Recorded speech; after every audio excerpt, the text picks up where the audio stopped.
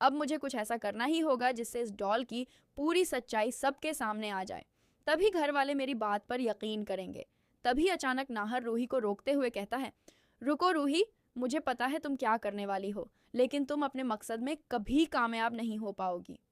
रूही मुस्कुराते हुए जवाब देती है, बस 1 मिनट रुक जाइए, अभी सब कुछ खुद खुद सामने आ जाएगा। उसी समय रुचिता अजीब तरह से व्यवहार करने लगती है। उसकी आवाज़ पूरी तरह बदल जाती है। घर वाले घबरा जाते हैं।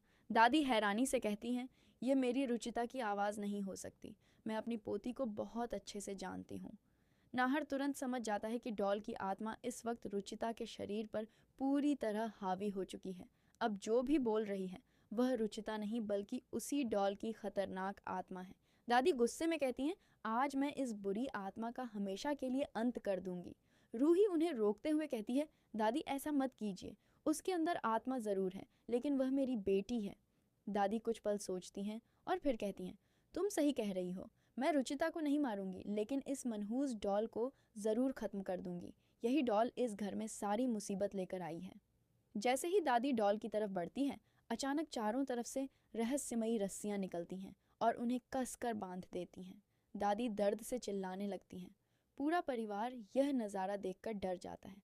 सभी समझ जाते हैं कि इस डॉल में सिर्फ आत्मा ही नहीं बल्कि भयानक तांत्रिक शक्तियां भी हैं। को इस हालत में देखकर नाहर दौड़कर रुचिता के हाथ से डॉल छीनने की कोशिश करता है, लेकिन जैसे ही वह डॉल के करीब पहुंचता है, कोई अदृश्य शक्ति उसे जोरदार धक्का मार देती है। नाहर दूर जाकर गिरता है और बुरी तरह घायल हो जाता है। रूही समझ जाती है कि ताकत से कुछ नहीं होगा। वह प्यार से रुचिता के पास जाती है, उसे बातों में उलझाती है और सही मौका मिलते ही उसके हाथ से डॉल छीनकर दूर फेंक देती है। शुरुआत में रुचिता बहुत गुस्से में चिल्लाती है, मेरी डॉल मुझे वापस दो। लेकिन जैसे जैसे डॉल उससे दूर जाती है, उसका गुस्सा कम होने लगता है। उसका चेहरा धीरे धीरे सामान्य होने लगता है। यह देखकर रूही को यकीन हो जाता है कि सारी परेशानी की जड़ यही डॉल है। रूही तुरंत डॉल उठाकर घर से बाहर निकल जाती है। रास्ते में मंदिर के पास उसकी मुलाकात एक सिद्ध बाबा से होती है। बाबा बिना कुछ पूछे ही कहते हैं, बेटी, तुम्हारे हाथ में जो डॉल है उसमें एक बेहद खतरनाक आत्मा कैद है। इसने पहले भी कई लोगों की जान ली है। ये तुम्हारे पास कैसे आई? रूही रोते हुए पूरी कहानी बाबा को बता देती है कि किस तरह उसकी बेटी रुचिता इस आत्मा के कब्जे में आ गई है। सब कुछ सुनने के बाद बाबा कहते हैं, अगर तुम चाहो तो मैं इस आत्मा से तुम्हारी बेटी को मुक्त कर सकता हूँ। रूही बिना देर किए बाबा को अपने साथ घर ले आती है। लेकिन जैसे ही बाबा घर के अंदर कदम रखते हैं, रुचिता जोर जोर से चीखने लगती है। उसके चेहरे पर फिर से उसी खतरनाक आत्मा का साया दिखाई देने लगता है।